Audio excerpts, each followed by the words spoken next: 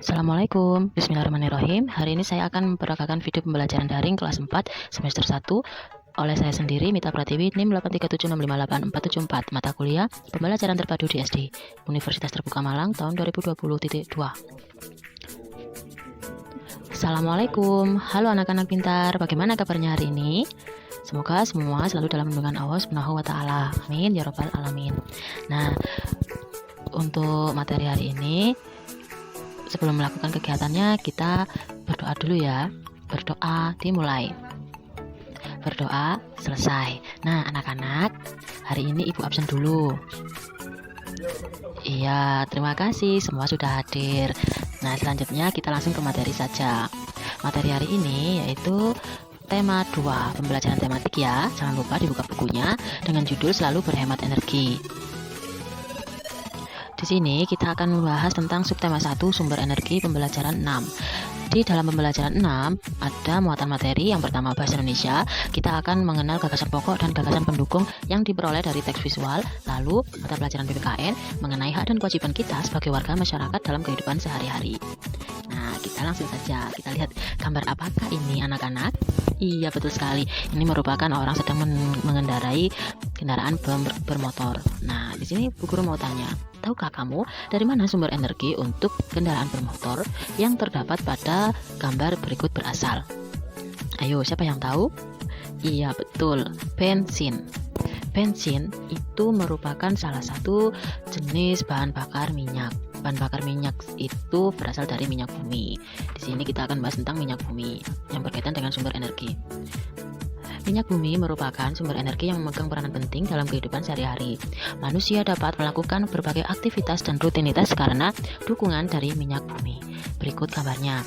Merupakan manfaat dari minyak bumi. Yang pertama, untuk kegiatan industri atau pabrik, lalu bahan bakar transportasi umum maupun pesawat terbang, lalu untuk kegiatan masak sehari-hari seperti gas LPG. Kita lihat gambar berikutnya. Ini merupakan kegiatan pengambilan minyak bumi. Tahukah kamu bahwa minyak bumi merupakan sumber energi yang tidak dapat diperbarui? Oleh sebab itu, kita berkewajiban untuk menghematnya. Harus hemat loh ya, anak-anak. Nah, ini merupakan jenis-jenis dari hasil pengolahan minyak bumi. Contoh yang pertama, bensin, kegunaannya untuk kendaraan. Lalu solar, lalu ada lagi minyak tanah. Biasanya kalau orang tua dulu minyak tanah dipakai untuk kegiatan masak. Lalu oli yang berfungsi untuk kendaraan. Lalu aftur merupakan bahan bakar untuk pesawat. Lalu yang terakhir LPG atau gas yang biasanya dipakai oleh ibu kita di rumah atau ibu kalian saat memasak. Nah, minyak bumi merupakan salah satu sumber energi. Kita sebagai warga negara mempunyai hak untuk memanfaatkan minyak bumi dalam mendukung aktivitas sehari-hari. Namun di sisi lain kita juga mempunyai kewajiban untuk menghemat penggunaan minyak bumi. Nah, itu anak-anak. Jadi kita itu harus hemat dalam penggunaan minyak bumi. Minyak bumi merupakan sumber energi yang tidak dapat diperbaharui karena proses pembentukan minyak bumi membutuhkan waktu yang sangat lama, bisa mencapai jutaan tahun. Ini contoh gambarnya. Minyak bumi berasal dari fosil-fosil hewan yang tertimbun di dalam bumi selama jutaan tahun.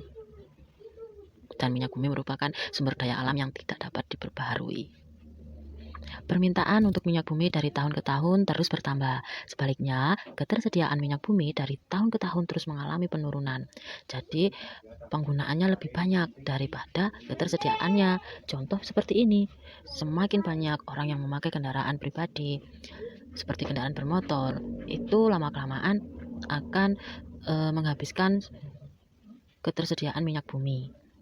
Nanti minyak bumi akan habis. Inilah akibatnya. Jadi kita harus hemat. Dengan semakin langkanya persediaan minyak bumi, pemerintah menghimbau setiap warga negara untuk menggunakan minyak bumi secara bijak. Jadi kita harus punya kewajiban untuk menghemat penggunaan minyak bumi. Gunakanlah minyak bumi atau gunakanlah bahan bakar atau BBM itu secara bijak dan benar. Contoh penggunaannya seperti ini. Matikan kompor bila tidak dipakai. Kita harus menggunakan transportasi umum saat bepergian. Alangkah baiknya memakai sepeda, jangan sepeda motor. Selain untuk kesehatan, juga menghindari polusi udara.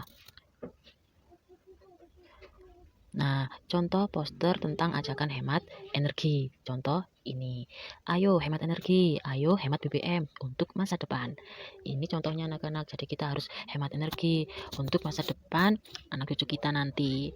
Supaya tidak cepat habis karena sumber energi bahan bakar minyak itu atau minyak bumi itu merupakan sumber daya alam yang tidak dapat diperbarui. Contoh poster kedua, save oil, artinya kita harus menyelamatkan minyak bumi atau menghemat minyak bumi. Nah, kita sebagai warga negara mempunyai hak untuk memanfaatkan minyak bumi dalam mendukung kegiatan sehari-hari. Apa maksud dari pernyataan tersebut? Berikan beberapa contoh. Apa ya kira-kira pernyataan tersebut maksudnya? Nah, dari sini kita bisa menyimpulkan bahwa kita memang memiliki hak, tetapi harus memanfaatkan energi dengan baik, karena jika minyak bumi digunakan dengan berlebihan, maka lama-kelamaan akan habis. Jadi kita sebagai warga negara itu memiliki hak untuk memanfaatkan minyak bumi, tapi jangan lupa kewajiban kita untuk menghemat minyak bumi atau menggunakannya secara tidak berlebihan. Lalu yang kedua, apa yang terjadi jika warga negara tidak mendapatkan haknya? Apa ya kira-kira? Apakah menimbulkan konflik atau antara hak dan kewajiban tidak seimbang? Nah, dari sini kita dapat menyimpulkan konflik antar warga negara dengan pemerintah. Nah, jadi kalau warga negara tidak mendapatkan haknya akan menimbulkan konflik. Lalu ketidakseimbangan antara hak dan kewajiban memunculkan rasa acuh tak acuh terhadap kewajiban dan menimbulkan rasa tidak percaya terhadap pemerintah. Lalu pernyataan berikutnya, yang ketiga, kita sebagai warga negara berkewajiban untuk menghemat penggunaan minyak bumi. Apa maksud dari pernyataan tersebut? Kewajiban kita untuk menghemat penggunaan minyak bumi apa ya? Nah, karena minyak bumi merupakan sumber daya alam yang tidak dapat diperbarui dan kewajiban kita adalah menghemat penggunaannya, seperti hemat dalam penggunaan bensin, gas LPG, jadi kita harus bijak dalam penggunaannya. Lalu pernyataan berikutnya, apa yang terjadi jika kita tidak menjalankan kewajiban kita dengan baik? Kira-kira apa ya? Kalau kita tidak menjalankan kewajiban kita dengan baik, apakah hak kita bisa kita dapatkan? Apakah kamu akan mendapatkan hak kamu? Tentu tidak, anak-anak, karena kewajiban adalah sesuatu yang harus dikerjakan dan apabila kita melakukannya akan menerima hak. Jadi ketika kita tidak melaksanakan kewajiban dengan baik, maka tidak akan menerima hak kita. Jadi antara hak dan kewajiban itu harus seimbang, anak-anak. Nah, selanjutnya berikan saranmu cara memanfaatkan minyak bumi secara bijak. Kira-kira apa ya saran kalian dalam memanfaatkan minyak bumi secara bijak? Iya, gunakan transportasi umum saat bepergian, itu salah satu contohnya. Hemat penggunaan gas LPG, gunakan sepeda, jangan sepeda motor supaya hemat bensin. Lalu gunakan energi alternatif seperti matahari, angin, dan air. Karena energi alternatif itu energi yang tidak cepat habis. Nah, selanjutnya tugas kalian di rumah yaitu kerjasama dengan orang tua. Tapi sebelum itu, dari materi yang tadi dapat kita simpulkan bahwa kita harus selalu berhemat energi. Penggunaan energi secara bijak akan menyelamatkan ketersediaan minyak bumi supaya tidak langka. Karena minyak bumi merupakan salah satu sumber daya alam yang tidak dapat diperbaharui. Jadi, kewajiban kita adalah memanfaatkan energi dengan baik dan benar, supaya kita mendapatkan hak kita dalam memanfaatkan energi tersebut. Jadi hak dan kewajiban harus seimbang, terutama kewajiban dalam berhemat energi. Nah, kita lanjut. Tugasnya yaitu sampaikan hasil refleksi belajar selama 1 minggu ini kepada orang tuamu. Bagaimana sampaikan perasaanmu saat belajar. Apa yang sudah dipelajari seperti hari ini, yaitu tentang hemat energi dan kegiatan apa saja yang sangat bermanfaat dan menarik bagi kalian. Nah, sekian materi yang sudah Ibu Guru sampaikan. Tetap jaga kesehatan ya. Jangan lupa patuhi protokol kesehatan anak-anak saat beraktivitas keluar rumah. Sebelum kegiatan ditutup, marilah kita berdoa terlebih dahulu. Berdoa dipersilakan. Berdoa selesai.